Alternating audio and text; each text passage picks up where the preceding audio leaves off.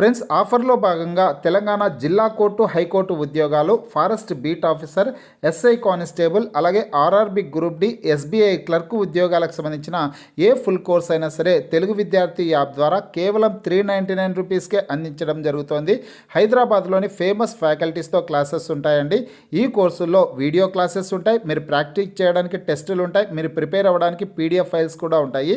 యాప్కి సంబంధించినటువంటి లింక్ ఈ వీడియో కింద డిస్క్రిప్షన్లో ఇచ్చాను. ఆ లింక్పై క్లిక్ చేసి యాప్ని మీ మొబైల్లో ఇన్స్టాల్ చేసుకొని మీ మొబైల్ నెంబర్ ద్వారా లాగిన్ అయినట్లయితే ఫస్ట్ పేజ్లో క్రింద వైపున స్టోర్ అనేసి ఒక ఆప్షన్ ఉంటుంది. ఆ ఆప్షన్పై క్లిక్ చేసినట్లయితే యాప్లో ఉన్నటువంటి మొత్తం కోర్సెస్ అన్ని కనిపిస్తాయి. తర్వాత మీకు కావాల్సినటువంటి కోర్స్ని బై చేసుకోవచ్చు. Hello friends, welcome to police recruitment YouTube channel. ఇంకా ఎవరైనా మా ఛానల్ని సబ్స్క్రైబ్ చేయకుండా చూస్తుంటే ఖచ్చితంగా సబ్స్క్రైబ్ చేసి ఆ వెంటనే వచ్చే బెల్ ఐకాన్ని యాక్టివేట్ చేయండి. ఫ్రెండ్స్, తెలంగాణ రాష్ట్రంలో జిల్లా కోర్టు హైకోర్టు ఉద్యోగాలు అలాగే forest beat officer SI constable ఉద్యోగాల రాత పరీక్షలకు ఉపయోగపడేటటువంటి ముఖ్యమైన ప్రశ్నలు అయితే ఈ వీడియో ద్వారా తెలుసుకున్నాం ఫ్రెండ్స్. అదేవిధంగా RRB group D, RRB NTPC, SSC GD, RPF constable అన్ని రకాల పోటీ పరీక్షలకి ఈ ప్రశ్నలు వెరీ ఇంపార్టెంట్ క్వశ్చన్స్ అనమాట. కరెంట్ అఫైర్స్ క్వశ్చన్స్ అండి, స్పోర్ట్స్ సంబంధించినటువంటి లేటెస్ట్ ఇంపార్టెంట్ క్వశ్చన్స్ అయితే ఇప్పుడు మనం తెలుసుకున్నాం. ఫస్ట్ క్వశ్చన్ వచ్చేసి 2026లో కామన్వెల్త్ క్రీడలు ఎక్కడ జరుగుతాయి? 2026వ సంవత్సరంలో కామన్వెల్త్ క్రీడలు స్కాట్లాండ్ దేశంలోని గ్లాస్గో ప్రాంతంలో నిర్వహించనున్నారండి. గ్లాస్గో అనేసి మీరు ఆన్సర్ ఇవ్వాల్సి ఉంటుంది. ఏ దేశంలో నిర్వహిస్తారంటే స్కాట్లాండ్ అనే ఆప్షన్ని ఎంపిక చేయాల్సిందైతే ఉంటుందన్నమాట. ఫ్రెండ్స్, వాస్తవానికి ఎదిగిన 2026వ సంవత్సరంలో కామన్వెల్త్ క్రీడలు విక్టోరియాలో నిర్వహించాల్సింది ఉండేదన్నమాట. ఆస్ట్రేలియా దేశంలోని విక్టోరియాలో నిర్వహించాల్సింది ఉండేది. కానీ అక్కడ ఉన్నటువంటి ప్రభుత్వం ఆ నిర్వహణ బాధ్యతల నుంచి తప్పుకోవడంతో గ్లాస్గోలో, స్కాట్లాండ్లోనే గ్లాస్గోలో నిర్వహించడానికి పూనుకోవడం అయితే జరిగిందనమాట. తర్వాత క్వశ్చన్ అయితే చూద్దాం. 2024 ప్యారిస్ ఒలింపిక్స్లో భారత పురుషుల హాకీ జట్టు కాంస్యం నెగ్గింది. ఇప్పటి వరకు ఒలింపిక్స్ క్రీడల్లో భారత హాకీ జట్టు నెగ్గిన పథకాల సంఖ్య ఎంత? అంటే ఎన్ని పథకాలను నెగ్గింది అనేది క్వశ్చన్ అనమాట. ఇక్కడ ఆన్సర్ వచ్చేసి మొత్తం 13 పథకాలు అయితే నెగ్గడం జరిగిందండి. వాస్తవానికి అయితే ఇటీవల జరిగినటువంటి 2024 ప్యారిస్ ఒలింపిక్స్లో భారత పురుషుల హాకీ జట్టు వచ్చేసి కాంస్య పథకం అయితే నెగ్గడం జరిగిందనమాట. అలాగే ఇప్పటి వరకు మొత్తం 13 పథకాలను అయితే భారత హాకీ జట్టు నెగ్గడం జరిగింది ఒలింపిక్స్ క్రీడల్లో. అందులో 8 స్వర్ణ పథకాలు ఉన్నాయి, 1 రజత పథకం, 4 కాంస్య పథకాలను అయితే నెగ్గడం జరిగిందనమాట. తర్వాత క్వశ్చన్ అయితే చూద్దాం. 2028వ సంవత్సరంలో ఒలింపిక్స్ క్రీడలు ఏ దేశంలో నిర్వహించనున్నారు?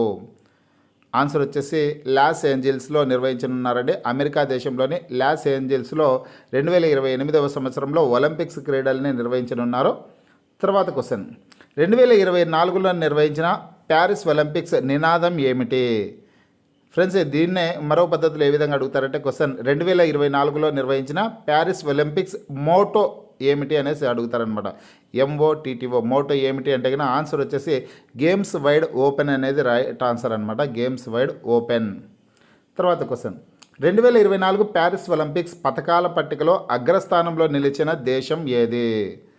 ఫ్రెండ్స్, ఆన్సర్ వచ్చేసి అమెరికా దేశం అనమాట. 2024 ప్యారిస్ ఒలింపిక్స్ క్రీడల్లో పథకాల పట్టికలో అగ్రస్థానంలో నిలిచిన దేశం అమెరికా దేశం అనమాట. మొత్తం 40 స్వర్ణాలు, 44 రజత పథకాలు, 42 కాంస్య పథకాలని అమెరికా దేశం నెగ్గడం జరిగింది. టోటల్గా 126 పథకాలను అయితే ఈ ఒలింపిక్స్ క్రీడల్లో అమెరికా దేశం నెగ్గడం అయితే జరిగిందనమాట. తర్వాత ప్లేస్లో వచ్చేసి చైనా దేశం అయితే నెక్స్ట్ ప్లేస్లో ఉందండి, 2వ స్థానంలో. నెక్స్ట్ క్వశ్చన్ అయితే చూద్దాం. 2024 ప్యారిస్ ఒలింపిక్స్ పథకాల పట్టికలో భారత్ ఏ స్థానంలో నిలిచింది లేదా ఎన్నవ స్థానంలో నిలిచింది అంటే కన్నా ఆన్సర్ వచ్చేసి 71వ స్థానంలో నిలిచిందండి. భారత్ వచ్చేసి కేవలం 6 పథకాలు మాత్రమే సాధించడం జరిగిందనమాట. మొత్తం 6 పథకాలని సాధించింది. అందులో 1 రజత పథకం, 5 కాంస్య పథకాలు అయితే ఉన్నాయన్నమాట. ఈ 1 రజత పథకం, 5 కాంస్య పథకాలు అయితే ఉన్నాయి. ఆ రజత పథకం వచ్చేసిందను రజత పథకాన్ని జావెలిన్ త్రో విభాగంలో నీరజ్ చోప్రా గారు అయితే నెగ్గడం జరిగింది. నెక్స్ట్ క్వశ్చన్ అయితే చూద్దాం. తర్వాత క్వశ్చన్, 2024 ప్యారిస్ ఒలింపిక్స్ పథకాల పట్టికలో 2వ స్థానంలో నిలిచిన దేశం ఏది? ఇందాకే చెప్పుకోవడం జరిగింది. 2వ స్థానంలో నిలిచిన దేశం వచ్చేసి చైనా దేశం అనమాట. మొదటి స్థానంలో అమెరికా దేశం నిలిచింది, 2వ స్థానంలో చైనా దేశం నిలిచింది. టోటల్గా 91 పథకాలను అయితే చైనా దేశం సాధించడం అయితే నెగ్గిందనమాట. తర్వాత క్వశ్చన్, 2024 ప్యారిస్ ఒలింపిక్స్లో లెఫ్టినెంట్ కల్నల్ కబిలాన్ సాయి అశోక్ ఏ క్రీడకు రెఫరీగా విధులు నిర్వర్తించారు? 2024 ప్యారిస్ ఒలింపిక్స్లో లెఫ్టినెంట్ కల్నల్ కబిలాన్ సాయి అశోక్ ఏ క్రీడకు రెఫరీగా విధులు నిర్వర్తించారు అంటే ఆన్సర్ వచ్చేసి బాక్సింగ్ క్రీడకండి.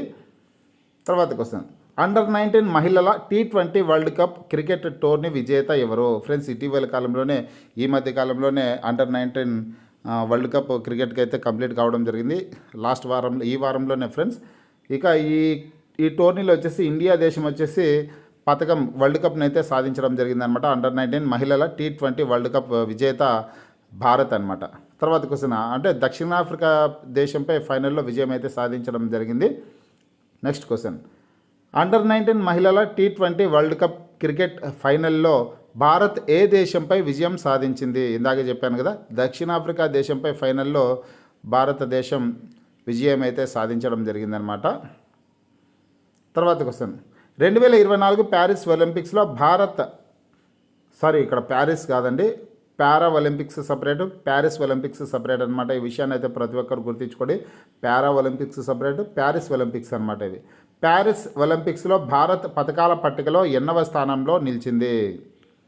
చూడండి, 2024 పారా ఒలింపిక్స్లో భారత్ పథకాల పట్టికలో ఎన్నవ స్థానంలో నిలిచిందంటే 18వ స్థానంలో నిలిచిందండి. 18వ స్థానంలో నిలిచింది. మొత్తం 29 పథకాలని భారత్ నెగ్గడం అయితే జరిగింది. ఈ 29 పథకాల్లో 7 స్వర్ణ పథకాలు ఉన్నాయి, 9 రజత పథకాలు ఉన్నాయి, 13 కాంస్య పథకాలు అయితే ఉన్నాయన్నమాట. మొత్తం 29 పథకాలని భారత్ నెగ్గింది. ఫ్రెండ్స్, ప్యారిస్ ఒలింపిక్స్లో 2024 ప్యారిస్ ఒలింపిక్స్లో అయితే కన్నా 71వ స్థానంలో భారతదేశం ఉంది. ఇక పారా ఒలింపిక్స్లో మాత్రం 18వ స్థానంలో ఉంది అనమాట. ఈ విషయాన్ని అయితే ప్రతి ఒక్కరు గుర్తుంచుకోండి. ఇక ఈ పారా ఒలింపిక్స్లో మొత్తం 29 పథకాలను అయితే భారత్ నెగ్గింది. స్వర్ణ పథకాలు 7 పథకాలు అయితే ఉన్నాయండి. నెక్స్ట్ క్వశ్చన్, 2024 పారా ఒలింపిక్స్ పథకాల పట్టికలో మొదటి స్థానంలో నిలిచిన దేశం ఏది? మొదటి స్థానంలో నిలిచిన దేశం వచ్చేసి చైనా దేశం అండి. ఓకేనా? అదేవిధంగా ప్యారిస్ ఒలింపిక్స్లో అయితే కన్నా అమెరికా దేశం మొదటి స్థానంలో నిలిచింది. ఇక్కడ మాత్రం పారా ఒలింపిక్స్లో మాత్రం చైనా దేశం మొదటి స్థానంలో నిలిచింది.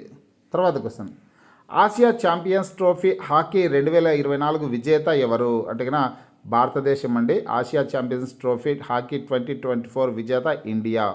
తర్వాత క్వశ్చన్, 2024 ప్యారిస్ ఒలింపిక్స్ రెజ్లింగ్లో 100 గ్రాములు అధిక బరువు ఉన్నట్లు గుర్తించడంతో ఫైనల్లో అనర్హురాలైన వినేష్ ఫోగాట్ ఎన్ని కేజీల విభాగంలో పోటీ చేశారు? ఫ్రెండ్స్, క్వశ్చన్ క్లియర్గా అర్థం చేసుకోండి. ఇది చాలా చాలా ఇంపార్టెంట్ క్వశ్చన్ అనమాట. మనకి వాస్తవానికి ఎదిగిన మనకి స్వర్ణ పథకం అయితే రావాల్సి ఉండేది, కానీ ఆఖరి సందర్భంలో మిస్ అయితే కావడం జరిగిందనమాట దురదృష్టవశాత్తు. 2024 ప్యారిస్ ఒలింపిక్స్ రెజ్లింగ్లో 100 గ్రాములు అధిక బరువు ఉన్నట్లు గుర్తించడంతో ఫైనల్లో అనర్హురాలైన వినేష్ ఫోగాట్ ఎన్ని కేజీల విభాగంలో పోటీ చేశారంటే 50 కేజీల విభాగంలో పోటీ చేయడం అయితే జరిగిందనమాట. చివరి క్షణంలో ఆమె అనర్హురాలు కావడం జరిగింది. కేవలం 100 గ్రాములు అధిక బరువు ఉందనే కారణం చూపించి ఆమె వదిలేయడానికి కారణమైందనమాట. తర్వాత క్వశ్చన్ అయితే చూద్దాం. 2025లో జరగనున్న పురుషుల ఆసియా T20 క్రికెట్ టోర్నీకి ఏ దేశం ఆతిథ్యం ఇవ్వనుంది? ఆన్సర్ ఇండియా దేశం ఆతిథ్యం ఇవ్వనుందండి. తర్వాత క్వశ్చన్, 2024 ప్యారిస్ ఒలింపిక్స్లో జావెలిన్ త్రోలో రజత పథకం సాధించిన భారతీయుడు ఎవరు అంటే ఆన్సర్ వచ్చి ఇందాకే చెప్పాను, నీరజ్ చోప్రా అనమాట. గతంలో ఈయన స్వర్ణ పథకం సాధించారు. మొన్న జరిగినటువంటి 2024 సంవత్సరంలో జరిగినటువంటి ప్యారిస్ ఒలింపిక్స్లో మాత్రం రజత పథకం అయితే సాధించడం జరిగింది. పాకిస్తాన్కి సంబంధించినటువంటి రషీద్ వచ్చేసి స్వర్ణ పథకాన్ని సాధించాడు. రజత పథకం వచ్చేసి జావెలిన్ త్రో విభాగంలో నీరజ్ చోప్రా అయితే సాధించడం అయితే జరిగిందనమాట. రజత పథకాన్ని 89.45 మీటర్ల పాటు విసరడం అయితే జరిగింది. ఫ్రెండ్స్, ఇవన్నీ కూడా చాలా ఇంపార్టెంట్ క్వశ్చన్స్. మరిన్ని ప్రశ్నలతో మరొక వీడియోలో కలుసుకుందాం. మీకు ఈ వీడియో నచ్చినట్లయితే లైక్ చేయండి, షేర్ చేయండి.